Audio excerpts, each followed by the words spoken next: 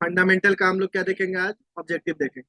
Fundamental का अगर आपको ऑब्जेक्टिव सही तरीके से जानना है तो कहीं ना कहीं फंडामेंटल का जो बेसिक कॉन्सेप्ट है वो आपको आना चाहिए, जितनी भी चीजें मैंने बताई। ठीक है। और साथ ही साथ उसका थ्योरी भी आपका अच्छा से नॉलेज होना चाहिए। प्रैक्टिकल मैंने कुछ कुछ बताया है, अगर वो सारी चीजों को अगर ध्यान देते हो तो वो सारी चीजें अगर ध्यान देते हो तो यहाँ पर क्या हो जाएगा, ऑब्जेक्टिव सॉल्व करना क्या हो जाएगा, आसान हो जाएगा। तो ऑब्जेक्टिव सॉल्व करना है हमें, क्योंकि हमेशा याद रखना है कि बिहार बोर्ड में ऑब्जेक्टिव आपका 50 मार्क्स का पूछेगा। 50 तो आपको लाना ही लाना है, तो कोशिश करना ऐसा है कि 45 से ऊपर आए। एक दो मिस्टेक होने से कोई दिक्कत नहीं है, एक दो मिस्टेक होता ही होता है, लेकिन कोशिश करना है कि 45 से ऊपर आए। अगर ये आप स्कोर कर देते हो अच्छा, तो आपका मार्क्स क्या हो जाएगा, बेहतर हो सकता है ना। तो इसलिए हम लोग चलो ध्यान देंगे ऑब्जेक्टिव पर। चलिए बच्चे लोग, सबसे पहला ऑब्जेक्टिव क्या दे रखा है, साझेदारी फर्म से संबंध होता है। साझेदारी, साझेदार का फर्म से संबंध होता है। तो क्या होता है साझेदार, एक साझेदार क्या होता है, एक साझेदार क्या होता है, फर्म का ऑनर होता है, एजेंट होता है, या दोनों होता है?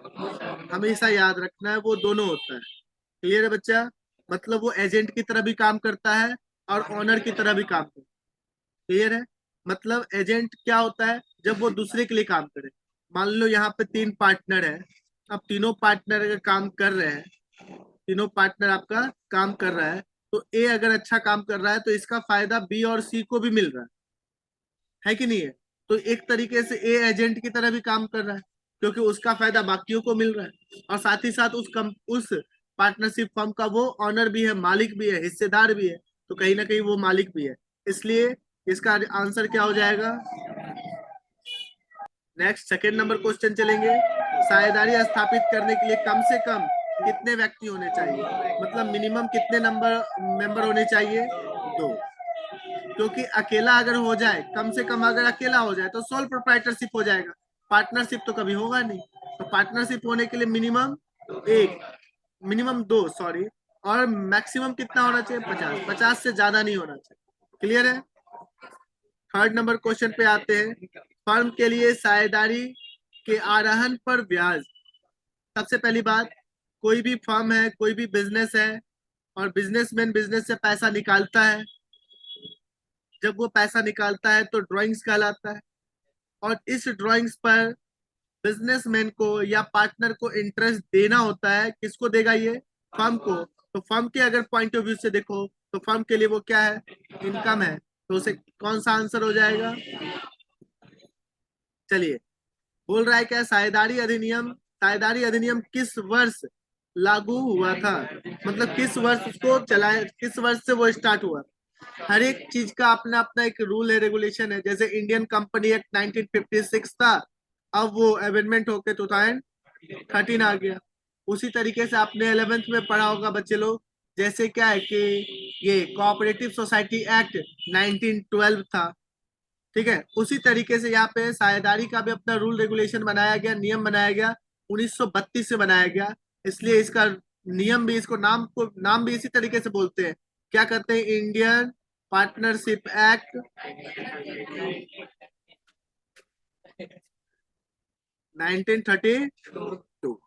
फिफ्थ नंबर क्वेश्चन क्या बोल रहा है, जब साझेदारी को उसके पूंजी पर ब्याज का अधिकार होता है तो उसे निम्नलिखित में से किस पर ब्याज दिया जाएगा? किस पर दिया जाएगा ब्याज? मतलब अगर interest on capital, interest on capital हम समझ रहे हैं। इंटरेस्ट ऑन कैपिटल क्या हुआ, ये फर्म है और ये बिजनेसमैन है या पार्टनर है, ये जो पैसा लगाया वो कैपिटल है, और इस कैपिटल पर इसको क्या मिलता है? इंटरेस्ट मिलता है। तो कौन दे रहा है इंटरेस्ट? फर्म दे रहा है। तो फर्म के पॉइंट ऑफ व्यू से ये क्या है? एक्सपेंस है, और एक्सपेंस को क्या किया जाता है? डेबिट किया जाता है। लेकिन यहाँ पे पूछ क्या रहा है कि इंटरेस्ट जो दिया जाएगा वो किससे दिया जाएगा, है ना?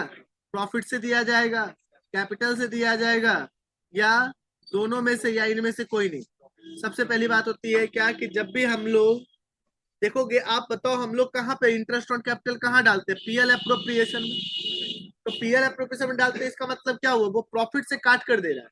प्रॉफिट तो आपका कहाँ पे क्रिएट हो रहा है, निकल रहा है? नेट प्रॉफिट कहाँ बन रहा है? पीएल अकाउंट में ही बन रहा है। लेकिन पीएल एप्रोप्रिएशन में आकर हम लोग क्या कर रहे हैं, इंटरेस्ट ऑन कैपिटल दे रहे हैं, मतलब प्रॉफिट जो हुआ है उसी प्रॉफिट से काट कर हम देते हैं, ठीक है ना। तो इसका आंसर क्या हो जाएगा, बोलता है साझेदारी संलेख के अभाव में साझेदारों को, साझेदारी संलेख नहीं है मतलब पार्टनरशिप डीड नहीं है या एग्रीमेंट लिखा है लेकिन क्या है, उस आइटम का एब्सेंस है, तो उस कंडीशन में क्या होगा, वेतन दिया जाएगा, नहीं, वेतन नहीं दिया जाता, वेतन दिया जाता है, वेतन नहीं दिया जाएगा, ये सही है। फिर वेतन फर्म में से काम करने वाले साझेदारों को दिया जाएगा, ये भी तो गलत है, और ये तो होगा ही नहीं, तो आंसर क्या हो जाएगा बच्चे का, बी हो जाएगा। बोलता है साझेदारों की पूंजी अस्थायी होने पर निम्नलिखित खाते खोले जाते हैं। जब कैपिटल अकाउंट फिक्स्ड होता है, जैसे कैपिटल अकाउंट मैंने बताया था दो तरीके का होता है, दो तरीके से एक पार्टनरशिप फर्म कैपिटल अकाउंट को मेंटेन कर सकती है, एक तो फिक्स मेथड से और एक फ्लक्चुएटिंग मेथड से, है ना। तो फ्लक्चुएटिंग मेथड में क्या होता है, सिर्फ एक ही कैपिटल अकाउंट खोलना होता है हर एक पार्टनर का, लेकिन इसमें दो अकाउंट खोलना होता है, एक कैपिटल अकाउंट और एक करंट अकाउंट। तो बोल क्या रहा है कि कहाँ पे क्या है, बोल रहा है साझेदारों की पूंजी अस्थायी होने पर कौन से खाते खोले जाते हैं, तो कैपिटल अकाउंट खोला जाता है, ये भी सही है, करंट अकाउंट खोला जाता है, ये भी सही है ना। दायित्व खाते ये गलत है, पूंजी और चालू खाते दोनों खोले जाते हैं, तो सबसे सही यही माना जाएगा, क्योंकि एक तो खाता खोला नहीं जाता, केवल नहीं खोला जाता, मतलब पूंजी खाता खोला जाता है, चालू खाता भी खोला जाता है, इसका मतलब क्या हो जाएगा आंसर 8 नंबर। एक साझेदारी फर्म के लाभ हानि समायोजन खाते में निम्नलिखित में से कौन सी मदें लिखी जाती है, which of the following item are recorded in the profit loss appropriation account of partnership firm. तो पार्टनरशिप फर्म में इंटरेस्ट ऑन कैपिटल भी लिखते हैं, इंटरेस्ट ऑन कैपिटल मैं बताया था कि पीएल एप्रोप्रिएशन में पार्टनर से रिलेटेड जितने भी खर्चे हैं, एक्सपेंसेस इनकम तो जाता है, एक्सपेंसेस भी लिखा जाता है डेबिट साइड, इनकम लिखा जाता है बच्चे का क्रेडिट साइड, लेकिन ये कौन सा एक्सपेंसेस बच्चा, पार्टनर से रिलेटेड, ये कौन सा इनकम बच्चा, पार्टनर से रिलेटेड। तो पार्टनर से जो इनकम होता है सबको क्रेडिट साइड किसके, और जितने भी एक्सपेंस है लेकिन पार्टनर से रिलेटेड है तो पीएल एप्रोप्रिएशन के किधर, डेबिट साइड। तो interest on capital partnership firm के लिए क्या है, एक्सपेंस है, एक्सपेंस को कहा लिखा जाता है, पार्टनर को अगर सैलरी दिया जाए तो फर्म अगर देगा तो वो भी पार्टनरशिप फर्म के लिए क्या है, एक्सपेंस है, तो उसे भी वो कहाँ लिखेगा, डेबिट साइड। और ट्रांसफर टू रिजर्व, इसे भी वो कहाँ लिखेगा, डेबिट साइड। अगर पूछता है डेबिट साइड में क्या क्या लिखा जाएगा तब भी ऑल ऑफ दीज हो जाता, और ये पूछ रहा है पीएल एप्रोप्रिएशन में क्या लिखा जाएगा तो वो भी इसमें भी, ये सब पीएल एप्रोप्रिएशन में जाता है। बोल रहा है क्या, साझेदार के आरोहण पर ब्याज डेबिट किया जाता है। अब साझेदार के आरोहण पर ब्याज किसको डेबिट किया जाता है, पीएल एप्रोप्रिएशन में तो क्रेडिट किया जाता है, पीएल में ये जाता नहीं है। तो जब आप पार्टनर्स कैपिटल अकाउंट खोलते हो तो कैपिटल अकाउंट के कहाँ जाता है, ये डेबिट साइड जाता है, नहीं जाता इंटरेस्ट ऑन ड्रॉइंग, क्योंकि ये कैपिटल को क्या कर देता है, कम या ज्यादा, कम कर देता है ना बच्चा। तो इंटरेस्ट ऑन ड्रॉइंग किधर चला जाएगा, कैपिटल अकाउंट के डेबिट साइड चला जाएगा। फिर बोलता है साझेदारी संलेख के अभाव में साझेदार हकदार नहीं होता है, मतलब उसे क्या नहीं दिया जाएगा अगर पार्टनरशिप डीड ना हो तो, पूंजी पर ब्याज नहीं दिया जाता, वेतन नहीं, कमीशन नहीं, तो इसका मतलब आंसर निम्नलिखित में से किसे लाभ हानि विनियोजन खाते में नहीं लिखा जाता, which one of the following will not be record in profit loss appropriation account. Interest on capital लिखा जाता है, इंटरेस्ट ऑन ड्रॉइंग्स भी लिखा जाता है, पार्टनर सैलरी भी लिखा जाता है, लेकिन मैनेजर जो होता है वो पार्टनर नहीं होता, क्योंकि मैं बताया हूं कि एप्रोप्रिएशन में पार्टनर से रिलेटेड खर्चे डाले जाते हैं, ये फर्म का पार्टनर नहीं हो सकता, ये स्टाफ होता है, तो कहीं ना कहीं इसको पीएल एप्रोप्रिएशन में नहीं लिखा जाएगा, लेकिन ये लिखा कहा जाएगा, profit and loss account. Clear है। बोलते हैं 12 नंबर क्वेश्चन में एक साझेदारी फर्म के लक्षण पहला तो है ही, 2 या 2 से अधिक आदमी होना चाहिए, और अधिक भी कितना होना चाहिए। फिर बोलता है निर्धारित अनुपात में लाभ विभाजन, मतलब शेयरिंग प्रॉफिट रेशियो क्या होगा, एग्रीड रेशियो में होगा। चलो नेक्स्ट क्या है, व्यवसाय का सभी के द्वारा या उनमें से किसी एक के द्वारा चलाया जाना, ये भी बात मैंने बताया था। ठीक है, तो इसका मतलब आंसर क्या हो जाएगा। चलिए, साझेदारों का दायित्व तो होता है अनलिमिटेड होता है, ये क्लियर है। साझेदारी अनुबंध बनाना, एग्रीमेंट बनाना अनिवार्य है, बिना एग्रीमेंट के तो हो ही नहीं सकता। अगर कल बोले आपसे कि क्या पार्टनरशिप बिना एग्रीमेंट के हो सकता है, नहीं हो सकता, क्योंकि जब तक एग्री नहीं होंगे तो पार्टनरशिप हो ही नहीं सकता। बात आ रही समझ में। तो किसी भी पार्टनरशिप के होने के लिए उसका कैरेक्टरिस्टिक्स है, तो उसका एग्री होना मस्ट है। बात आ रही समझ में। अब एग्रीमेंट जो होता है वो ऑरल और रिटेन दोनों होता है, वो ऐच्छिक होता है, वो वॉलेंट्री हो सकता है। कि वो क्या हो सकता है, आप अगर मन से आपको मन है कि ऑरल एग्रीमेंट रखना है तो ऑरल रख सकते हैं, रिटेन रखना है तो रिटेन रख सकते हैं, लेकिन एग्रीमेंट होना मस्ट है, चाहे वो ऑरल हो या। 15 नंबर क्वेश्चन में क्या बोल रहा है, मैक्सिमम मेंबर कितना होगा पार्टनर का। साझेदारी समझौता हो सकता है, रिटर्न भी हो सकता है, ऑरल भी हो सकता है, और दोनों हो सकता है। तो इसका मतलब, चलिए, साझेदारों का चालू खाता दिखाता है। ये इसमें एक बात हमेशा याद रखना, कैपिटल अकाउंट जो है ना, हमेशा क्रेडिट बैलेंस ही बताएगा। ये हमेशा बढ़ेगा क्रेडिट साइड, घटेगा डेबिट साइड। लेकिन करंट अकाउंट जो होता है ना, वो डेबिट या क्रेडिट दोनों में से कोई भी हो सकता है उसका बैलेंस। तो इसका मतलब क्या होगा, कौन सा आंसर सही हो जाएगा। 18 नंबर में देखेंगे, इनमें से कौन साझेदारी की विशेषता नहीं है, ये पूछ रहा है। एग्रीमेंट तो है, प्रॉफिट शेयरिंग रेशियो है, सीमित नहीं है, यहाँ पे अनलिमिटेड लाइबिलिटीज होना चाहिए, 2 या 2 से अधिक व्यक्ति भी सही है। तो इसका मतलब इसका आंसर क्या हो जाएगा। किसी समझौते के अभाव में साझेदारी फर्म के लाभ हानि का विभाजन किया जाता है। अगर देखो, जब भी प्रॉफिट डिस्ट्रीब्यूशन होता है ना, 3 तरीके से हो सकता है।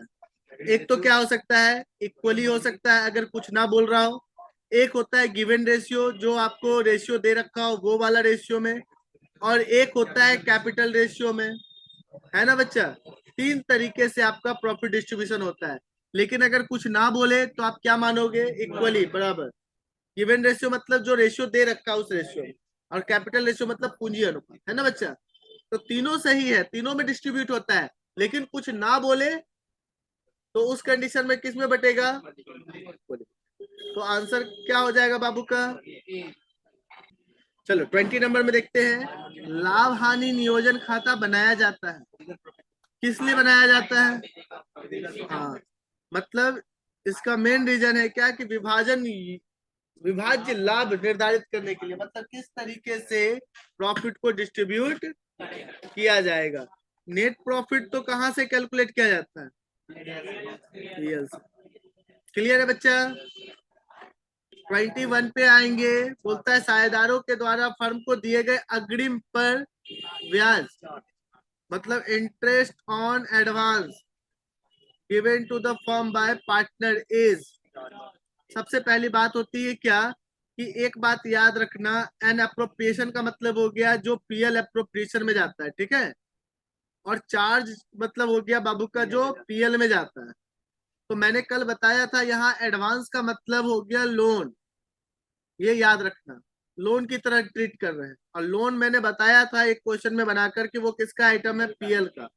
तो निश्चित है ये पीएल का आइटम है, तो ये क्या हो जाएगा बच्चे का, चार्ज। क्लियर है बच्चे को, समझ में आ रहा है।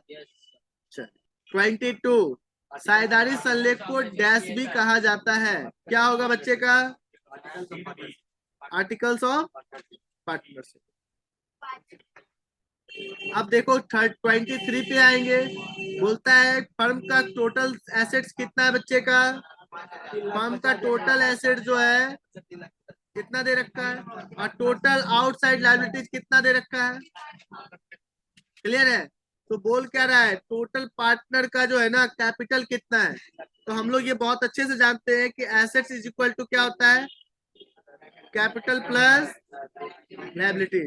तो कैपिटल कितना दे रखा है, एसेट्स एसेट्स कितना दे रखा है बच्चा, और लायबिलिटीज कितना दे रखा है। तो ये अगर इधर आएगा तो माइनस होगा, तो बाबू का क्या हो जाएगा, 3,50,000। तो इसका आंसर क्या हो जाएगा बच्चा,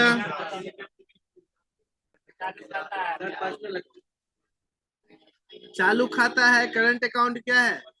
अब बोलो कैसे, पर्सनल अकाउंट जो होता है वो पर्सन से रिलेटेड होता है, और पर्सन जो है वो किसी पार्टनर का ही ना खुल रहा है, और पार्टनर कोई ना कोई पर्सन है, इसलिए वो कौन सा अकाउंट हो जाएगा, पर्सनल अकाउंट। 25, साझेदार का चालू खाता बनाया जाता है जब साझेदार की पूंजी खाता रखी जाती है। अब एक बात मैं बताऊं कि कैपिटल अकाउंट दो तरीके से मेंटेन होता है, एक तो फिक्स्ड और एक क्या होता है, फ्लक्चुएटिंग। तो किस मेथड में हम लोग करंट अकाउंट खोलते हैं, फिक्स मेथड में हम लोग खोलते हैं। तो इसका आंसर क्या हो जाएगा,